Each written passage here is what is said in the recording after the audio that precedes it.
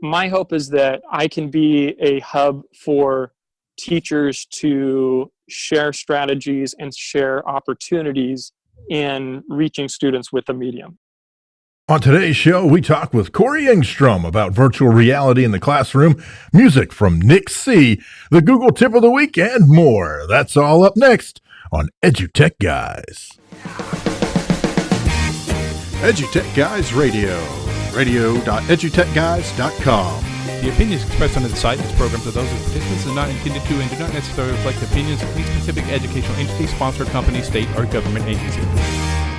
Hello, and welcome to EduTechGuys Radio. I'm David. Hey, I'm Jeff. And welcome to the show. We got an awesome show lined up. Awesome guest, anyway. The rest of the show, who knows? But the guest, primo stuff. I'm going to talk with Corey Engstrom and talk to him about his Teach in VR forum project that he's got coming up. And he's going to talk a lot about VR in general, plus the project he's got going on, all kinds of cool stuff. Awesome. Yeah, man. I'm pretty excited. I am too. This is going to be very cool. Hope the rest of you guys will too. Thank you guys so much for joining us here at radio.edutechguys.com. And you can find us online. We are on Twitter at EduTechGuys, Facebook /EduTechGuys, edutechguys.com. Basically, type in EduTechGuys into the old Google search box and you'll find us. That's right. We're out there on the web. On the web. On the line. Exactly. Hey, I want to thank Cross Branding and GoPro for giving us some cool stuff. Yeah. That we use during the show and not during the show when we're out and about. So that's really cool. Been a fun week. It's kind of rounding up spring break for most people. I think the West Coast is kind of finishing up on spring break, and most people do their spring breaks in March. Yeah, it's very interesting how wide, I don't know what the word is, how broad, I guess, the spring break season is. Some folks started in early March, and some folks still haven't even had their spring break yet. And here we are, into April. So I don't know, that's pretty wild. There's not a universal spring break.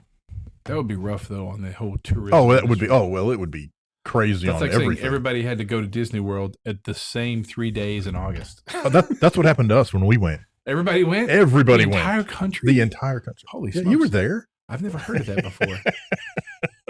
That's like the perfect storm. Yes. When everybody goes to Disney. Everybody's at Disney. Let me say, it felt like it anyway, because there's nothing like being jammed shoulder to shoulder with a bunch of sweaty folks down in Orlando, Florida. That's awesome. That's what I always look for. I look forward to that, honestly. Well, Be a guest. Sorry. No, this is going to be a great show. What is happening? We're getting closer and closer to summertime.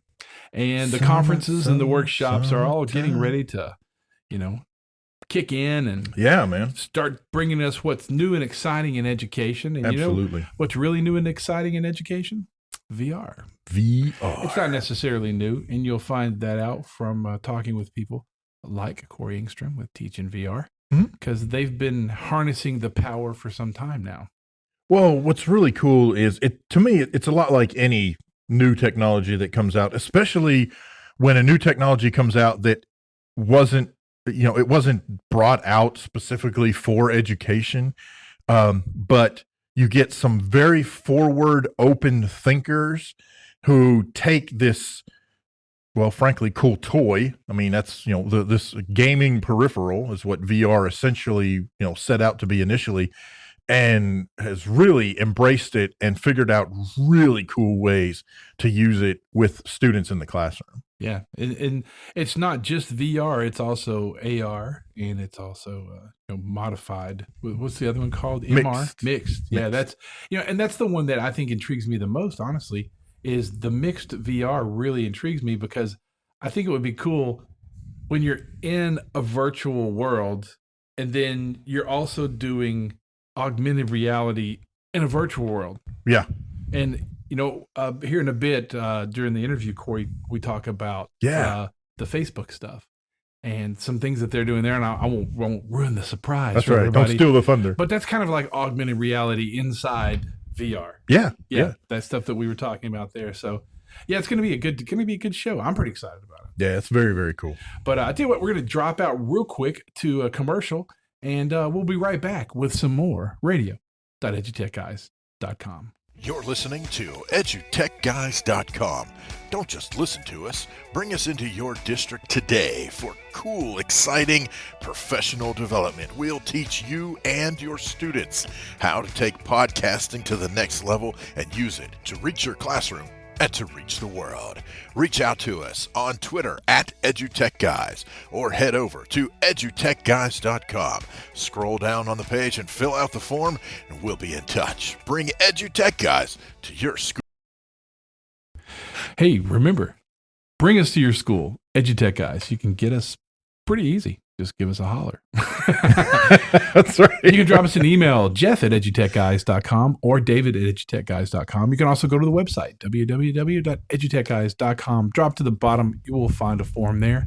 You can get in touch with us or reach out on Twitter, twitter.com/edutechguys. That's right. You can also follow along hashtag ETGchat.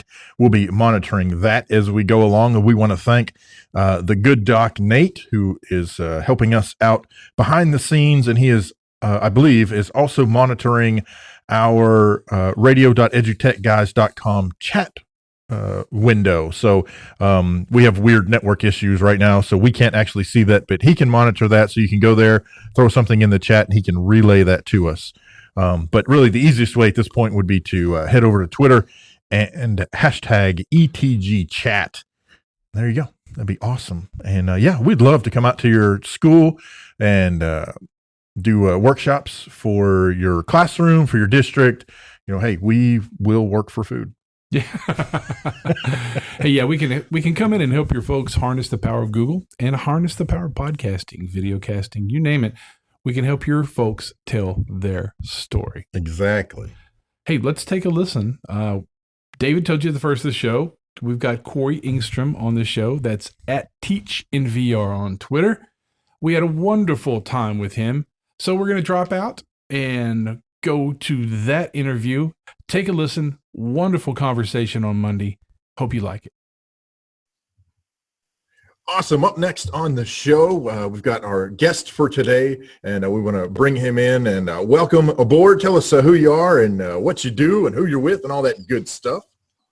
Well, David and Jeff, thank you guys for having me here today. My name is Corey Engstrom. I'm a fifth grade teacher in the middle of California, a little town called Kingsburg, and I run a blog and a website called teachinvr.com, and I'm real passionate about connecting people together and seeing virtual reality as a new medium for education. I think that there's a lot of potential there, and excited to see that platform grow. And so that's one of the things that I do when I'm not with my family or teaching, kind of my evening gig after the kids fall asleep. So really enjoy and am very passionate about that. That is very cool. Okay, so you're about connecting in VR, right? So just kind of a quick, the first thing when I hear about connecting, okay, in my head, I don't, and you're probably familiar with, or maybe you're not, there's a Google group, I'm sure there are a billion of them, but there's one of them is called Connected Classrooms, where it's classrooms connecting together through, like through Zoom or Skype or Google Hangout, that type of thing. So let's kind of, what if we start kind of there, talking about that sort of classroom connecting, classroom collaboration. Right. In unison, we're going to sing it together. And kind of talk about that, and then let's build on what you're looking at in terms of VR. Right. And it's great that you brought that up, because I started my passion with connecting in virtually when my wife and I started a community theater about 7 years ago, and in doing that, we had this venue where we we connected with people, face to face, and it was this networking atmosphere. And after that, I connected with some old friends an old friend who was piloting a program at a local university where they were basically doing video conferencing. And so I connected with her, and it was Fresno Pacific University. We started this program where they basically are a hub online to connect people together for educational video conferences. And so through that, I was able to get my feet wet in that whole educational collaboration in a virtual space. I actually piloted a program called Father Sarah and the California Missions, and I put on the whole priest outfit, or the Franciscan priest outfit, and did a whole lesson, about an hour-long lesson for kids all over the world. And that was an incredible experience. And we had the green screen and everything, and connected. And so I got to build these relationships with people all over the world, and that really got me passionate about connecting and seeing how powerful that can be, getting kids outside of their own classroom and seeing the world from another perspective, and the power that a virtual environment can provide. Where with a green screen in that scenario, we're able to bring in backdrops and put me in front of a mission or near the coast at one of the missions my character had founded at the time. And so that was really got me hooked and passionate about it. Then fast forward a few years later, I start finding out that Google Cardboard is coming out with Google Expeditions, and get really excited about that. Start using CoSpaces, which I'm excited to talk a little bit with you guys about a little later, and seeing students actually participate in creating these virtual worlds and taking what they are learning in the classroom and reconstructing that, and then sharing it with each other and experiencing it. And so I've seen a real powerful impact with the collaboration side of it, where you can connect over long distances, but also the flip side of that, if you're just talking about in the classroom with this tool, there's a real deep empathy that comes with connecting in a virtual space, where they've done studies that have shown how kids who put on a VR device, when they come out of that experience, they talk about it as if it actually happened. Mm-hmm, yeah. And so that it just goes to show how powerful that medium is, and I'm excited to kind of push that forward and connect people together to as it's kind of, I feel like VR as a whole is kind of cresting right now. It's one of those things that's just coming into the classroom, and I just want to aid that in terms of connecting educators together, providing strategies, and providing a place to network, because it is such a new medium in the classroom. Yeah. Well, and I think what you're looking at doing and the things that you're talking about doing is really the way to help that grow, in terms of you're not just having the students share in the VR experience, you're actually having them create VR experiences. And that's a huge leap and a huge difference in terms of putting those skills together, and getting the students involved. You're right. VR definitely builds empathy, or can, right? Through all kinds of different applications and programs and experiences. But when you have the students developing the content and then sharing that out with the other students, you talk about connected, you talk about building the empathy. That is awesome. I mean, that really is. Well, I wanted to throw in, so it's really interesting. It sounds like you've really looked at this. We all know how hard it is to get a teacher to take on a new piece, and whatever that is. And I believe what we've seen in the last few years is once we can actually make it easy for the kids to develop and the kids to actually take it and run with it, then the teacher is more apt to be very comfortable with it and allow it to happen. And that's definitely what can happen in this piece that you're talking about. Right. Yeah, and with that, just to kind of give it a little example, we were creating a solar system models in my fifth grade class with CoSpaces, and they have this feature on there now. Just was recently released, where you can actually use coding, and you can code the objects in your virtual world. So if you click on an object, the object can actually move. And so seeing these planets move and orbit around the sun was a really cool experience. And then having the students put on the VR goggles and experience what that looks like from a different perspective and zoom around between the planets was pretty cool. That is very cool. and then the second one was we were doing a project where we were creating our own American colony. And this is where it got really powerful for the students, where they were able to invest in a specific colony. And then after they had recreated this colony with characters from the time, and they had to include one of the challenges that the early colonists encountered, then the students put on the goggles and are able to explore this environment and really put themselves there and ask questions about who were these people, what did it look like when they were interacting with each other, and encountering these challenges. And they're in an environment that they created according to what they know about the time, and so it takes their learning about a specific time and place to another level, and it really forces them to look outside of their own world and really immerse themselves into what they're learning about.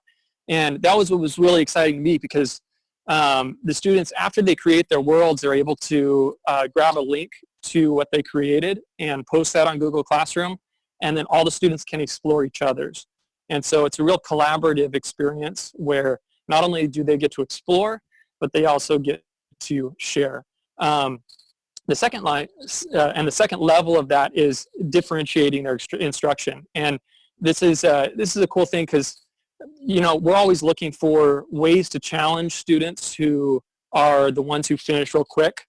And with a virtual environment, you can always add more detail. And with something like CoSpaces, if you start getting into the programming end of it, it's pretty simple programming. I mean, I've only got fifth graders, and they're having, if there was a skirmish between the Native Americans and the early colonists, they're actually creating that on screen where, their characters are coming together. And so you can really differentiate to where your students are and challenge them. So I like that side of the platform as well.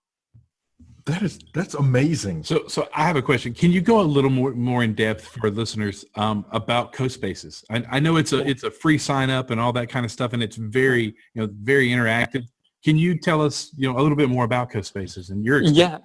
Yeah, absolutely. So primarily the reason I love it is because it is a creating platform. I mean, you can share with that, but it's not just consuming, which our kids today are all about consuming, right? I've got we live right next to our local high school, and every day, all the kids coming out of the class, of course, they're consuming things on their phone, and so this gives them an opportunity to create. And with the creation, there are a number of different aspects to this program. Basically, you can create any environment you like. They have some pre-made that you can work with. But there's also with the creation side, you can bring in, they just supported this feature about 2 weeks ago, where you can bring in your own virtual environment. So if even with just your phone, you can take a 360 photo with an app and then upload that 360 into CoSpaces and essentially augment that photo. So you can take that photo. So if I was, at the beach I could take a 360 and then bring that to my classroom, and all my students could upload that photo to their computers, and they could create objects or people on the beach at that place. So it really opens up a lot of the possibilities of what you can do. Students can augment their own classroom. So if you take a 360 photo of inside your classroom, you can bring in virtual characters, have the virtual characters interact with one another in your classroom. So I like the options that it opens, because it really gives another angle for developing, and it keeps the students engaged because they're working with an environment that they understand, that they know. The second thing is, I mentioned the animating, and that's the other feature that I really, really like. And you're able to do pretty much whatever you like with the animation, moving objects inside the space. You can have things move forward, backwards, up and down, and have them do different. It's like programming. I mean, if you guys have done like code.org or Hour of Code kind of stuff, sure. It's the same, or Scratch, same type of programming, but you just program things in a virtual world, and so you have that three-dimensional aspect to it. So that's cool. And with CoSpaces, you can change the color of objects and bring in your own photos. One of the things that we've done is done kind of a gallery walk with student projects. So you can actually take pictures of student work and then upload those to CoSpaces, and then you can and then basically you're walking through this virtual house, and on the wall are these pictures that are hanging that are pictures of the students' work that they've created in class. So freaking cool. Yeah, oh my God. Pretty cool. So do you have all this out there in lesson plans already for teachers? Yes. Yeah, you know what? I need to write that up, but there, I'm sure that there's stuff out there. Teachers Pay Teachers. I haven't looked into it, but I'd imagine there'd be some stuff on CoSpaces. If not, maybe I should create it. I would. You have a gold mine there, man. I mean, that is an instructional gold mine. Just the things the 10 minutes we've been talking, 15 minutes we've been talking. That's beautiful stuff. I would say I could see how that would push forward your project tremendously. Yeah. So thank you. I appreciate that encouragement. Yeah, I'll have to think about that. And I'm sure there is someone else somewhere doing something similar, but I'll be honest with you, the way that you're looking at VR and incorporating VR, I have not heard of anybody else doing it in the things that you're talking about right now. So, I mean, that just blows me away. You're comfortable in it, and you feel very, you're very at ease and doing it with your students, and that in itself is a white paper, and is a VR experience that would be great to share what's happening in your classroom. That's pretty amazing. That is awesome. It sounds like thank you guys. Stepped into a wonderful ride that they didn't even realize they were going to get. So. Yeah.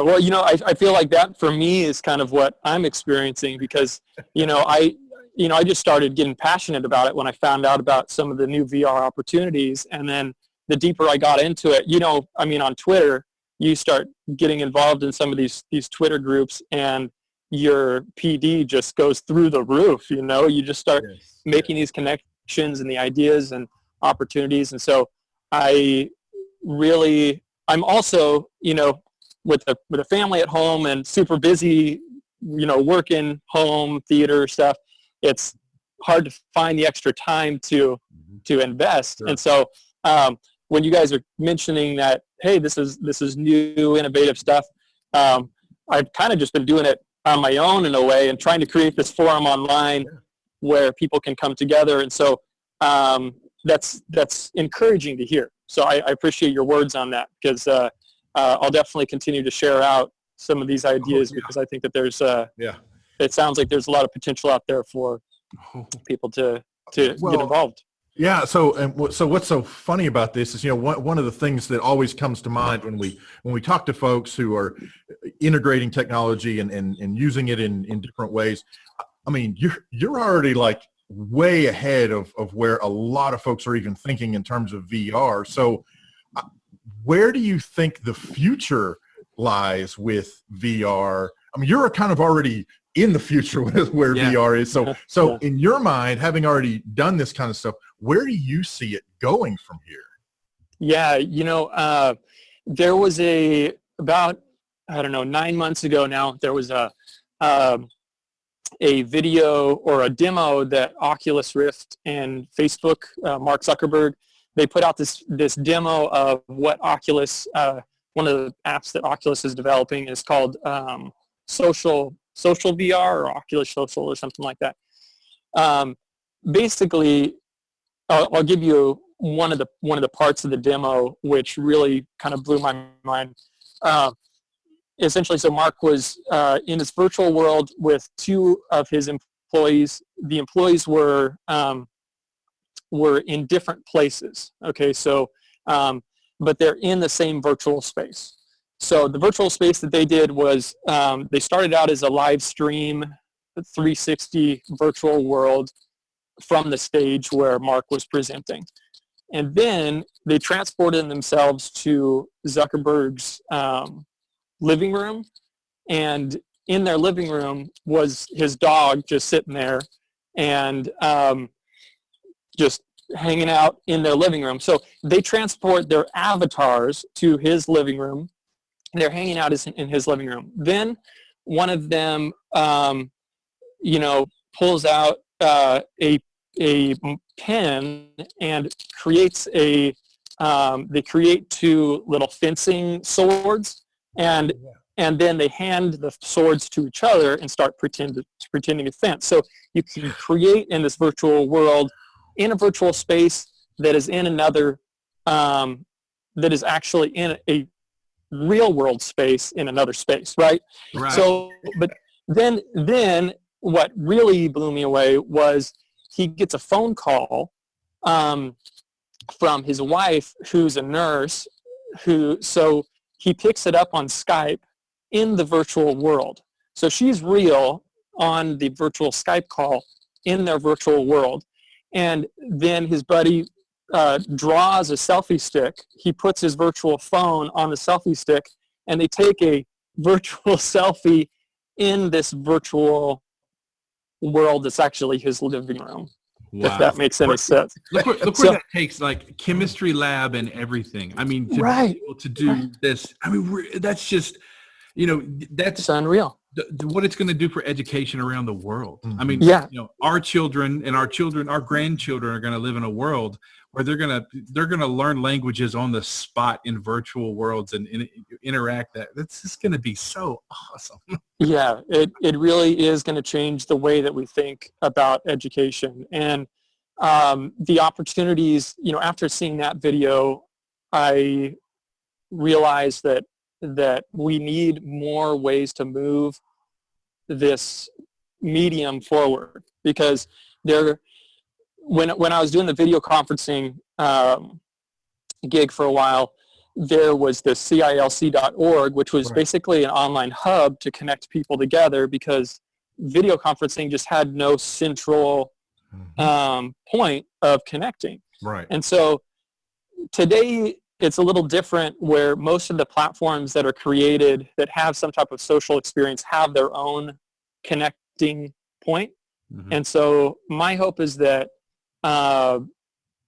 that I can be a hub for teachers to share strategies and share opportunities in reaching students with the medium. So that's kind of my hope. What I'm doing is, you just I need to provide the resource. Gave us the elevator pitch we were looking for right there. You just summarized it beautifully. Exactly. Yeah. I mean, you might not have realized you did that, but that's our sound quote to start the show right there. That's awesome. That's a sound bite right there. That's awesome. It sounds like you're on top of things, Corey. And here's the cool part.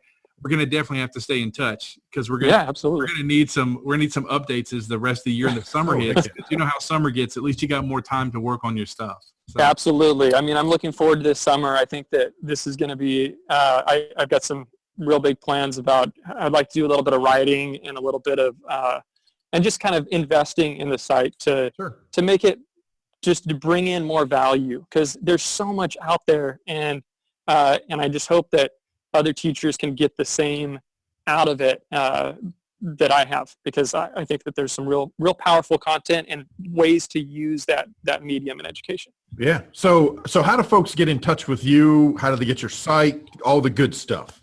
Yeah, absolutely. If you just go to teachinvr.com, awesome. You can check out the site. There's an ongoing forum there. I've got a few apps up that are resources. Some are a little bit more on the high end. It depends on what devices you're using. CoSpaces, the reason that I'm so passionate about that is because it's available for educators today. Mm-hmm. And you can create, even if you don't have all the VR glasses, my class doesn't have VR glasses. We don't have VR devices for our whole class, but we do have Chromebooks that we can use part of the day. Sure. And so while we do have Chromebooks, you can create on there, and then I use Reflector by Squirrels, and I just reflect my phone to my laptop, which goes up onto our class screens, and then students can experience that together. You know, whoever created the space puts the goggles on and can explore the space while the class participates as well. So there's cool opportunities there. And then so on the forum, there's all different levels of what's available. Some of it's more available, more for the high-end stuff like Oculus Rift and HTC Vive. And then there's also, I'm trying to do a majority of the apps available for just like the Google Cardboard. Yeah, cool. So awesome. Good. Well, and also on Twitter, TeachinVR, at TeachinVR. Great way to get in touch with you. That's how absolutely. That's how we found each other right there. Cool. Corey, I want to thank you for being on the show, and we'll be in touch soon.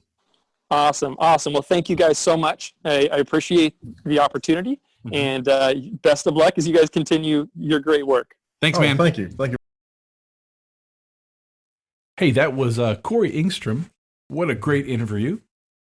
Had a great time with him, learned a lot about VR, learned a lot about what he's doing. It's really interesting. VR's VR, but what he's doing with it is the real golden nugget right there. Yeah, absolutely. And you definitely need to go out and check out the site, teachinvr.com, and get signed up there. He's got folks that are starting to really pile up in there and share ideas and explore the things that he's doing. So yeah, definitely want to check out teachinvr.com. And man, thanks so much to Corey for coming on the show and sharing his stuff. And we'll have him on again later. Another time, kind of once he kind of gets the Teachin VR thing really rolling, and we'll have him on again for sure and give us some updates and share some other really cool things that he's doing in the classroom. Pretty exciting stuff. Yeah, very cool. Awesome. All right, up next, we've got music from one of our favorite featured artists. This is Nick C. and Built for Love.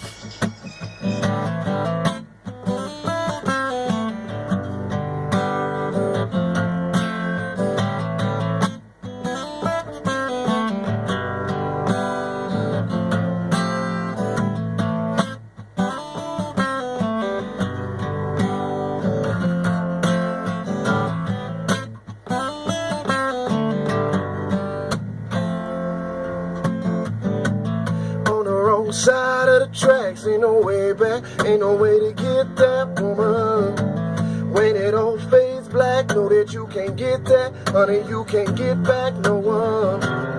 So hold on to what you've got and heal the damage done.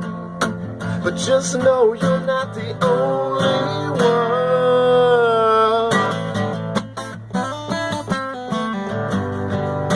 'Cause honey, you were built for love. Don't let them tell you you ain't good enough. 'Cause honey, you were built for love. Honey, you were built for love.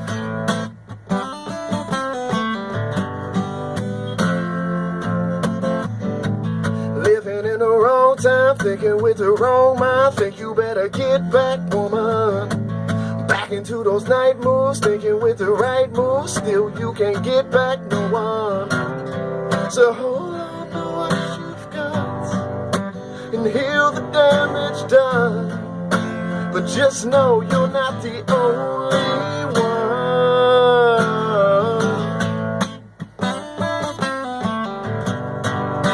'Cause honey, you were built for love. Don't let them tell you you ain't good enough.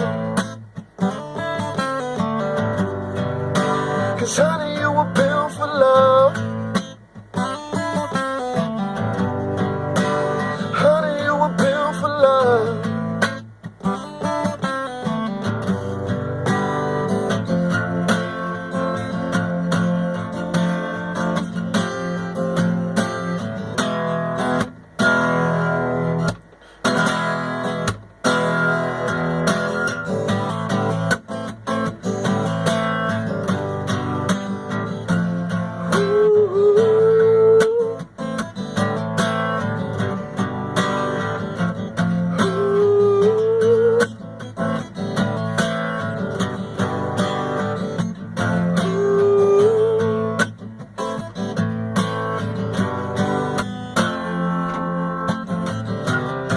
So hold on to what you've got and heal the damage done.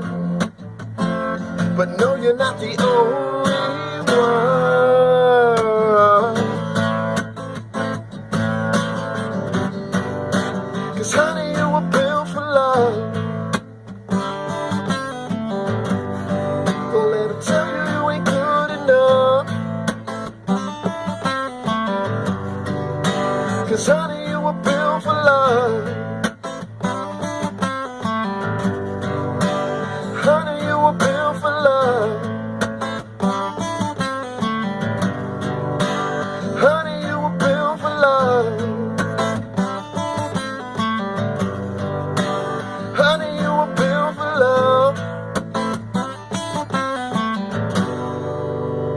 Honey, you were built for love. Yeah, music from Nick C. That is Built for Love here on EduTech Guys Radio. Thank you guys so much for listening. You can catch up with Nick C at NIKSEA_music or go to NIKSEA.com. Nick C. Word. And speaking of the word. Well, where we're going to be that we're talking about. So guess that word. Yeah, we'll go ahead and share that right now. So, hey, coming up here not pretty soon, in June, the next thing we're at, and some things might come before this. Right now, we're just finishing the regular school year and, pushing on to graduation and finishing up a good school year. I hope you're all doing the same. But the Hot Springs Technology Institute, that's June the 12th through the 15th in Hot Springs, Arkansas. You can catch us there. We'll be doing our thing. Love doing our thing. And then Podstock, most likely, July 12th through the 14th. Yeah, man. We'll be there and doing our thing up in Wichita. Yeah. Wichita, Kansas. But yeah, let's talk about you know what time it is. The Google tip of the week. Yeah, David was giving me the clue a while ago, and I jumped the gun. Well, you were following the script. I was getting excited and ready to sing. There's a great article out there from Google on the Google Education blog, how 3 teachers turn classroom inspiration into action through the Certified Innovator Program. Now, what's really interesting about the Certified Innovator Program is that teachers are always, brainstorming creative ways to introduce technology and project-based learning into their classroom. So Google kind of designed this to challenge educators to pursue their creative ideas, and that's where they came up with the Google for Education Certified Innovator Program. It offers support for projects that improve education in schools around the world. So over 12 months, educators, they can research, solicit feedback from peers and their cohorts and prototype their their ideas. And then they on that day when they have the big academies, they highlight those people, and they talk about them and share them, and those folks become Google certified innovators. Cool. So this year, the 2017 Innovation Academies, there will be Washington D.C. That's August the 2nd through the 4th. You can apply now. We'll throw the link out on Twitter here in just a bit. Sydney, Australia, if you're walking down under, you can go August the 16th through the 18th. Stockholm, Sweden, in October 4th through the 6th, and then the Sao Paulo, Brazil, and I don't speak Portuguese, so that's December 6th through the 8th. So you can catch those out. It's some really cool stuff. The article's great. They actually interview 3 of those teachers that they're highlighting there, talking about what they did and how their project went and how their biggest takeaways from that was and their biggest learning once they launched their project and things like that. So if you want to take a look at it, it's a great article, and it's a great certification for anybody looking to get Google Innovator certified. Awesome. I thought That is very, very cool, man. Pretty decent Google tip of the week. So that's a big deal for all you out there. In fact, just to add to that just a hair before we head off the air, that's a really big deal. Although we enjoy being the medium to tell your story that you would choose, we can't do it every day, but you have to. You've got to pick your story, and you've got to blog about it, or podcast about it, or videocast about it, Yes. or whatever you have to do. Because I promise you, there's somebody out there watching you. As I used to tell my band kids, especially the older ones, my seniors and my juniors, there is an 8th grade trumpet player watching you. Yeah. And there is a drummer watching you. There's somebody that's watching you that chooses you to be their mentor, whether you know it or not, or ever know it. Right. But, hey, tell your story. That's what we're here about. And when you get that story to a point that you're ready to share it to a larger audience or just share it with us, we're always here to listen and talk with you about it. Yeah, absolutely. And we'd love to hear about it. And it's very easy to do. You just head over to edutechguys.com, and on that main page there, drop down to the bottom. You can fill out the contact form, and we'll get the message, and we'll be able to reach back out to you. Or you can reach out to us directly on Twitter at EduTechGuys and drop us a line. And we keep getting rickrolled by your phone. But reach out to us and share your story. Share your students' stories. And we'd love to hear them. So thank you guys so much for listening and tuning in to EduTech Guys Radio. Hey, I'm Jeff Madlock. I'm David Henderson. We'll see you next time. You've been listening to EduTech Guys Radio, radio.edutechguys.com. The opinions expressed on the site and its programs are those of participants and not intended to and do not necessarily reflect the opinions of any specific educational entity, sponsor, company, state, or government agency.